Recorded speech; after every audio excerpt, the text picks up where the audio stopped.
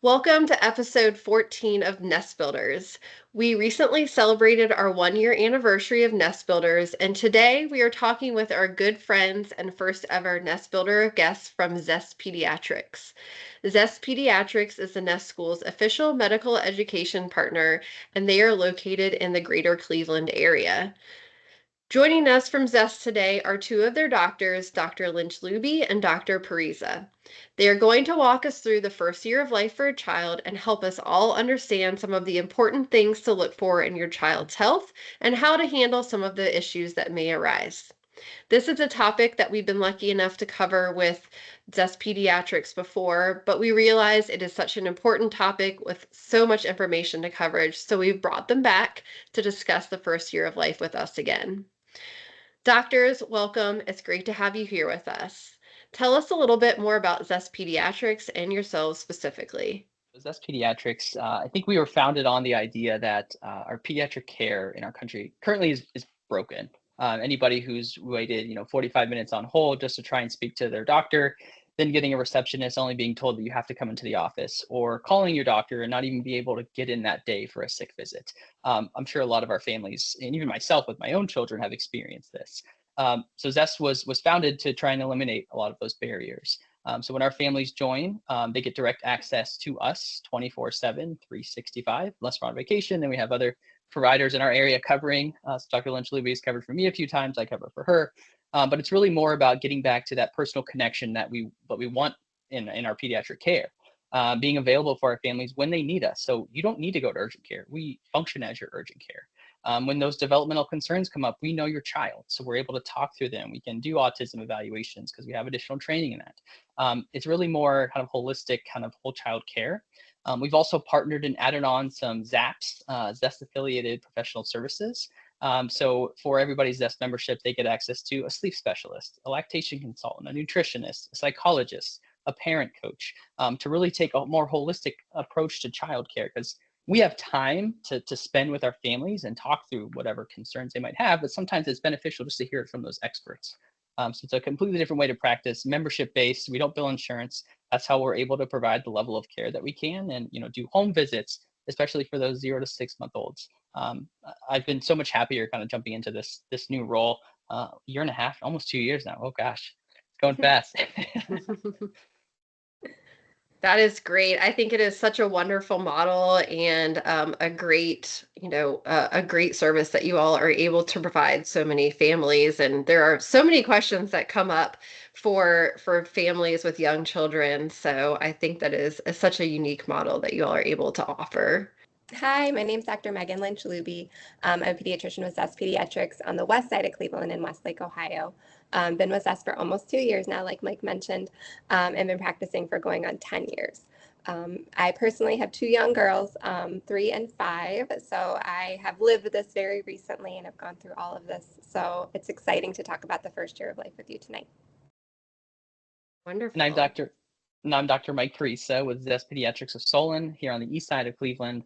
Like Megan, I have a 3 and a 5-year-old, but we also have a 6-month-old. So living this first year life development right now, it is amazing. It feels like almost daily your child's kind of doing something new, especially during this time once they hit, that kind of 6 to 8 month mark. So very excited to be able to spend some time with you guys and discuss some of this awesome topic here. Great. Well, I think that's a great segue into our first discussion topic, which is going to be about sleep, which with a 6-month-old, I don't know how much of that you are getting right now.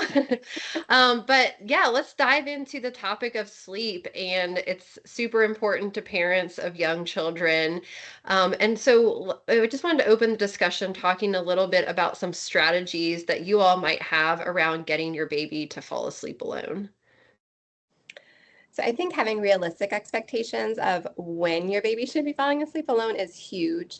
There's a lot of sleep training programs out there and things that kind of, your baby's going to sleep 12 hours by 2 months of age, and that's just not a realistic expectation. In the newborn period, we expect babies to wake up every 2 to 3 hours on a good night, maybe going 4 hours, maybe going 5 hours, and slowly stretching those time periods. So if parents know what to expect, I think it helps a lot, and not saying, oh, why aren't they sleeping 12 hours at night? Because they're not developmentally supposed to be sleeping 12 hours at night. So I think that's the first thing, is knowing what to expect and when to expect it. As babies are getting older, we expect them to have longer sleep stretches. So by 4, 5, 6 months of age, they should be able to have those longer stretches, and we expect them to. And helping them fall asleep on their own and learning how to self-soothe is huge with that. So self-soothing is whatever method you find that you need to use. Some babies don't need any method and they just naturally go to sleep on their own, which is a lovely habit in babies. And those are our unicorn babies. And we love them dearly. Some babies need a gentle approach, and some parents are totally okay with a more, traditional cry it out approach. And it's not going to harm your baby to let them cry and to let them learn how to self-soothe and fall asleep. After 4 to 6 months of age is when we want to start those things, because before that, they're not developmentally able to learn those skills.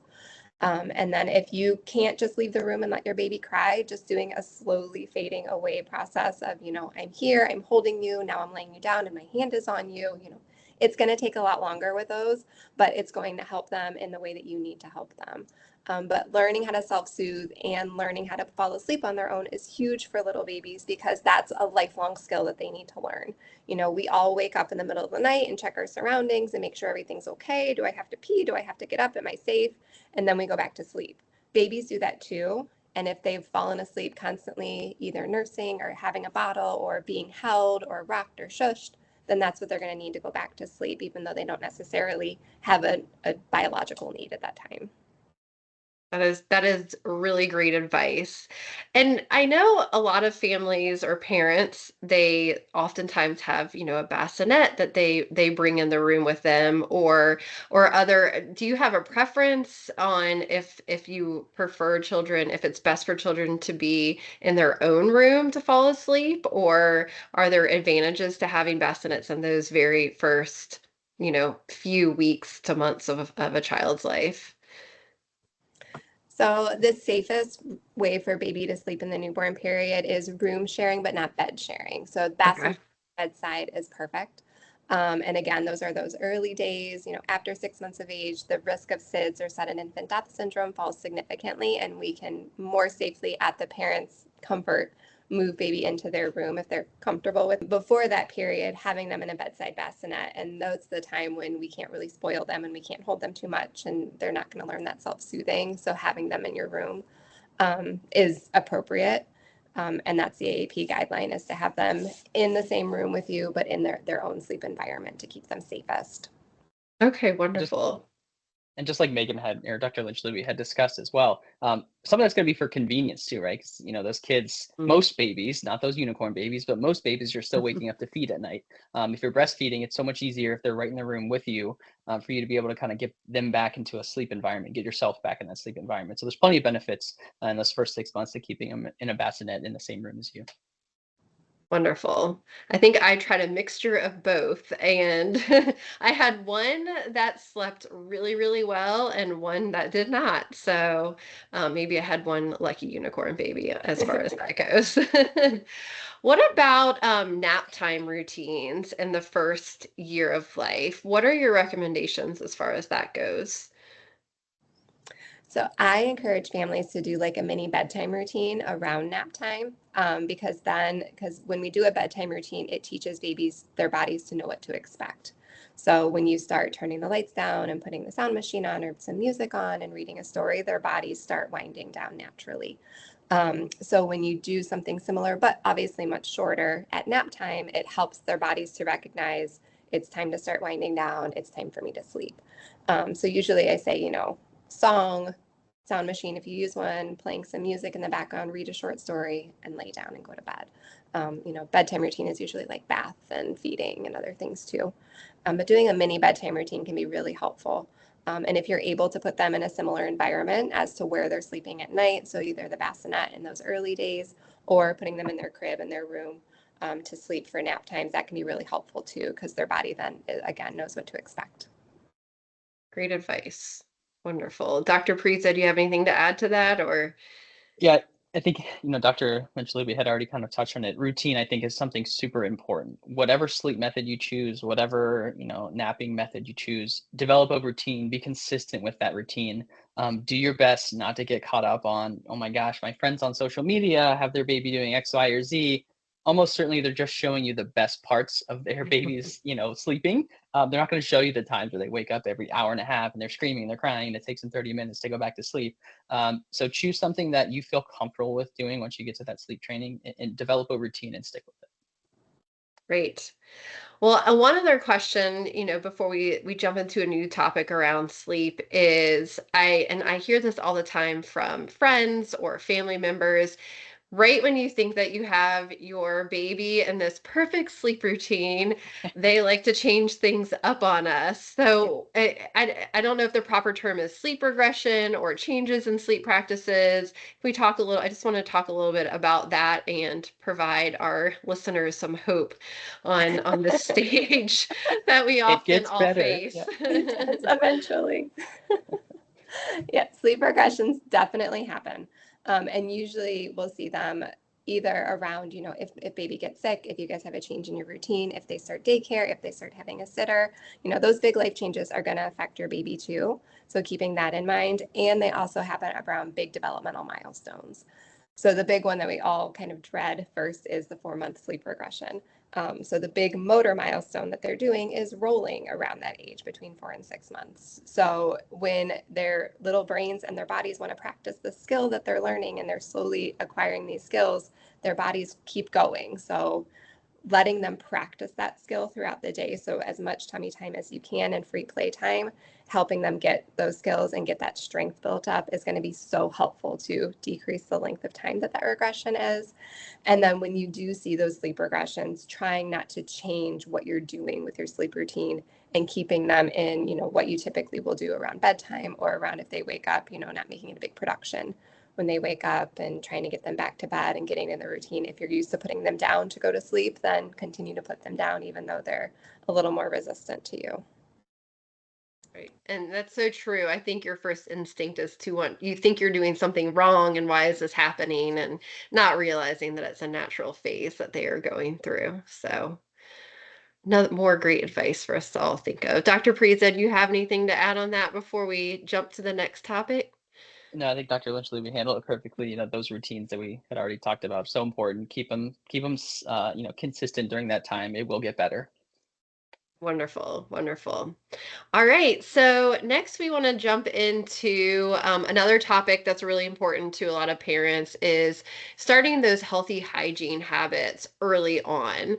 So can you tell us a little bit about, just in general, some of the most important hygiene habits as parents we can establish with our children early on? Habits and routines early is so helpful because it helps you establish those good habits and those healthy habits with your kiddos.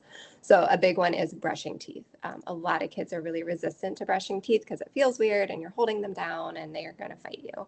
But if you start it even before they have teeth, if you're just using one of the little finger toothbrushes or a really soft infant toothbrush and with water and just getting them used to that sensation and getting them used to what you're doing, it helps them just grow accepting of it.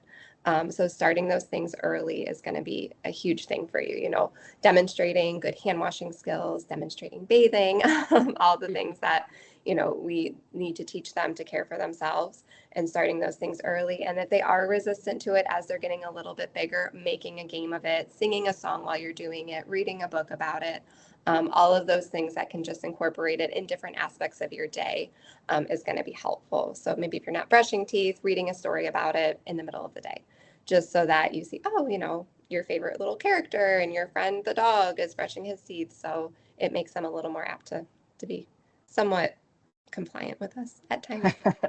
Somewhat, yes. And I think, as they're getting more and more ability and understanding that they have more independence too, letting them have their own toothbrush, even if they're not brushing their teeth with it, let them have it, let them play with it, let them have that be their thing.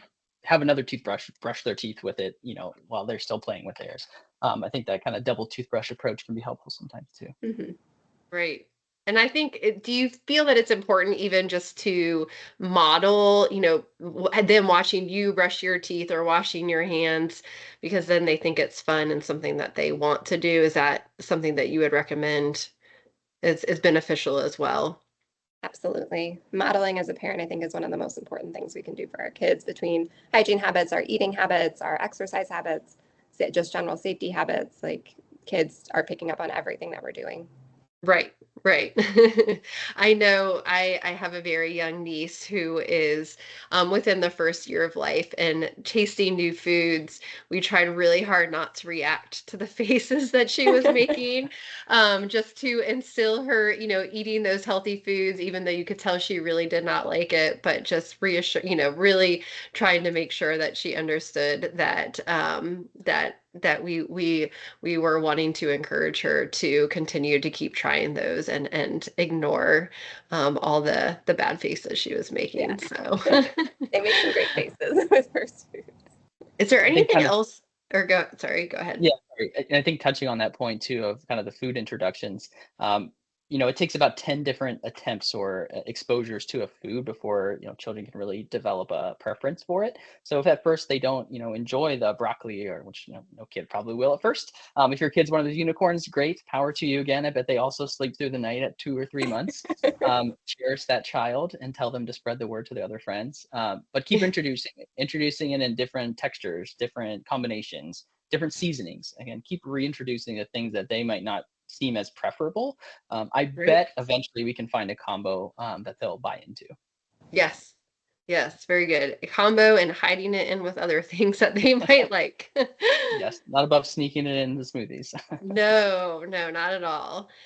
Earlier we were talking a lot about the at this stage they have a lot of new milestones that are coming along, which crawling is one. Then comes walking. So another topic that I want to spend a little bit of time talking about is just overall safety, especially as children become increasingly mobile.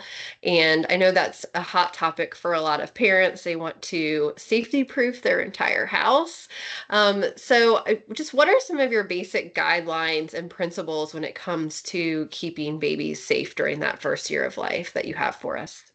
Yeah, so I think doing your best to make it as safe as you can with realizing that kids are going to explore every single area that they can and they will find a corner of something that is not covered and smack their head right into it.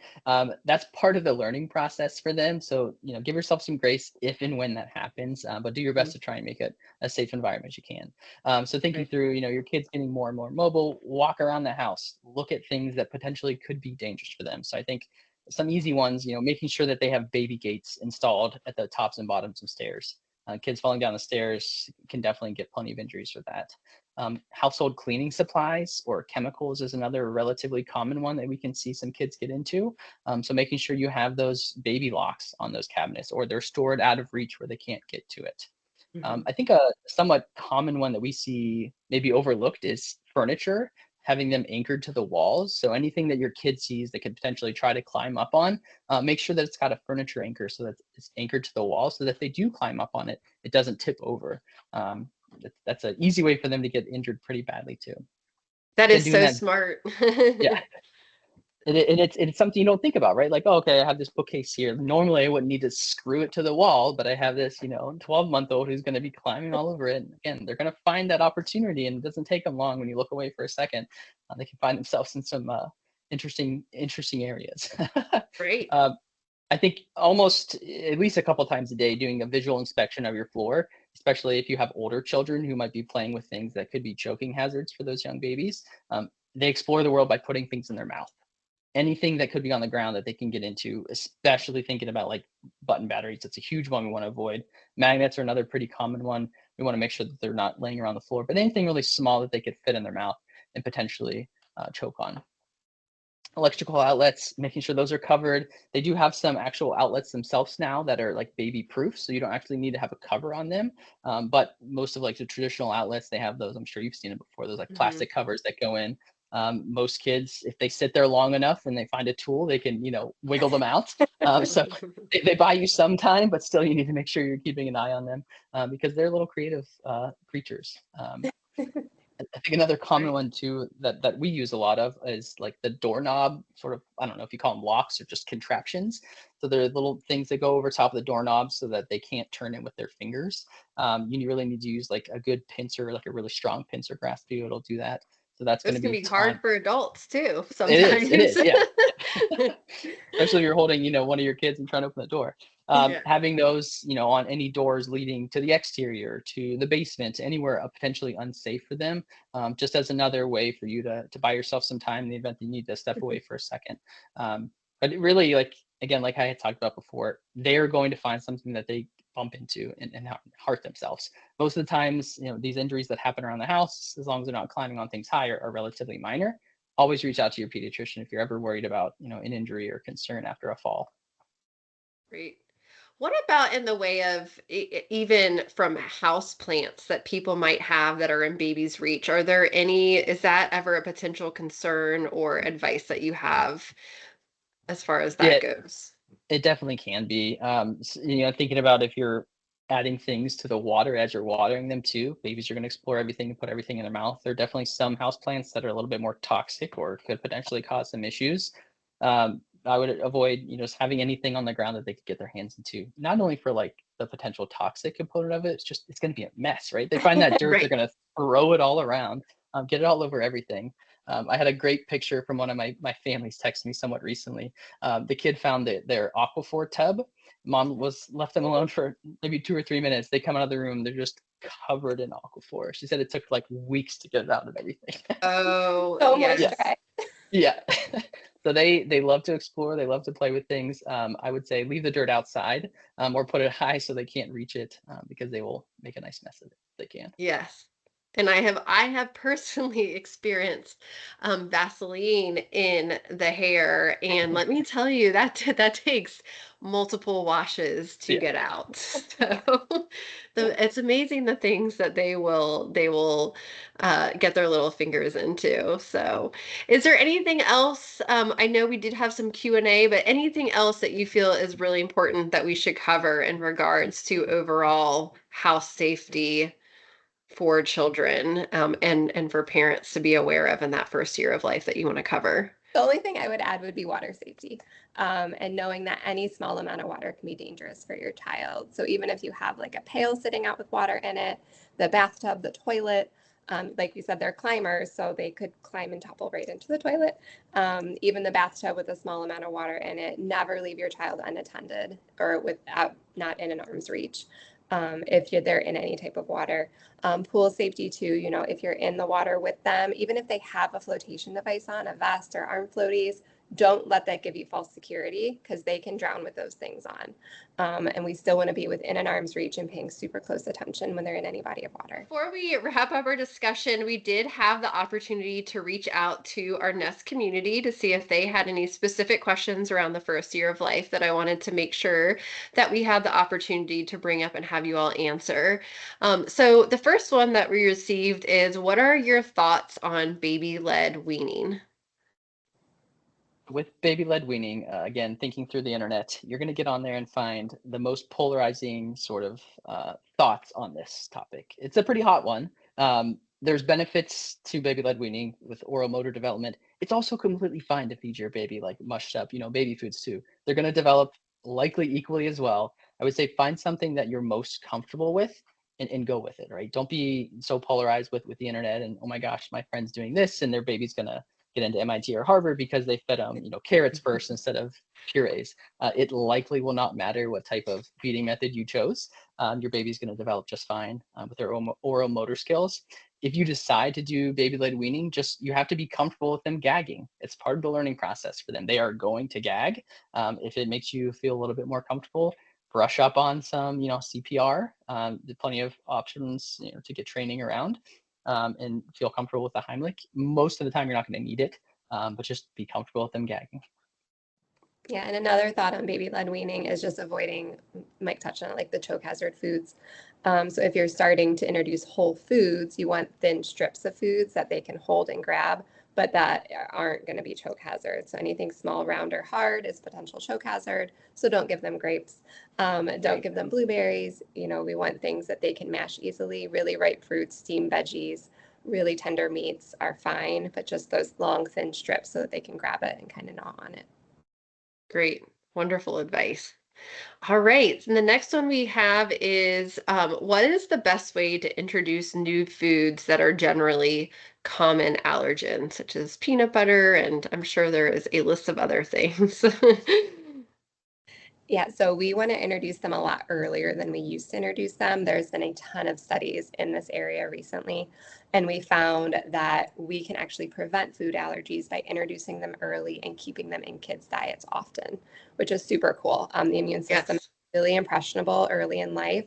So if we keep those foods there, we can actually prevent them from getting. The studies were on kids that were higher risk, kids with allergies and eczema and asthma, but it's kind of extrapolated into our typical kids now. So around 6 months of age would be the age that we want to introduce those foods. We used to wait till over 12 months, so it's a big change for a lot of people Oh, to. They're kind of one of our first foods. So peanuts, definitely, fish or seafood, shellfish, and eggs are the ones that we really want to get into diets pretty early. Peanuts, you can use peanut butter, you can mix it into something just to make it not so sticky because that could be a choke hazard in itself. Eggs are a great initial food because they're nice and soft. They're easy to make. You make like an omelet with nothing else in it, thin strips of egg, and they're really easy for them to mash down and eat. And flaky fish is super easy too because they can really easily eat it. So introduce it early and keep it in their diet often. If you ever have any concerns about full body hives, persistent cough, vomiting, diarrhea, trouble breathing, obviously, those things are really rare to see initially after an exposure, those big life threatening reactions. So be assured that it's likely not going to happen the first time your child has a food. But if they're starting to get a funky rash that's spreading and it continues every time they have it, probably a good thing to talk to your doctor about. right.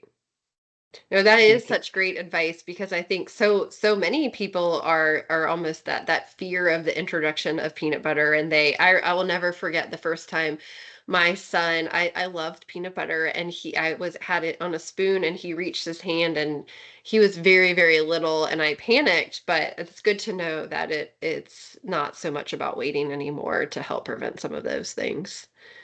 I think it can provide some comfort for families too. Is just maybe pick up some allergy medicine, some Benadryl, just to have on hand in the event that that reaction might happen. You have something that you can do as you're trying to get in touch with your child's pediatrician.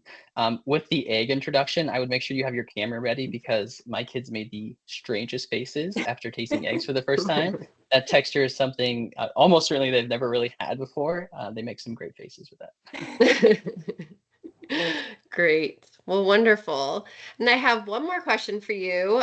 It's hard to believe and a little sad that we're heading into the colder months, but do you have any good advice for us as far as, when to worry if you are dressing your baby warm enough or when you might be overheating them by putting too many layers on them? What are some general guidelines for that? Yeah, I think a good rule of thumb is dress them in whatever you're comfortable wearing, plus an additional layer.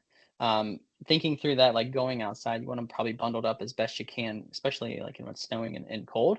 Um, Making sure that when they get in their car seat, though, they don't have those big puffy jackets on. That's a huge safety potential concern too.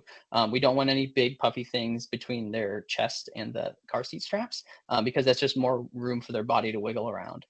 So whatever you're comfortable wearing, plus an additional layer, obviously hat, gloves, scarves, things like that. Keep their skin covered as best you can. And then make sure that when they're getting into that car seat for transit, that you're taking off those big heavy coats so that there's not so much padding between their chest and the straps. Wonderful. Great Yeah. advice. Yeah, for the most part, I found babies are going to tell you when they're uncomfortable. So they're going to get fussy if they're cold. They're going to get fussy if they're hot. My daughter, when she was a newborn, I'll never forget, I had overdressed her and it was the middle of the night and she was screaming and I couldn't figure out why. And I had her in like a onesie and a sleeper and a sleep sack.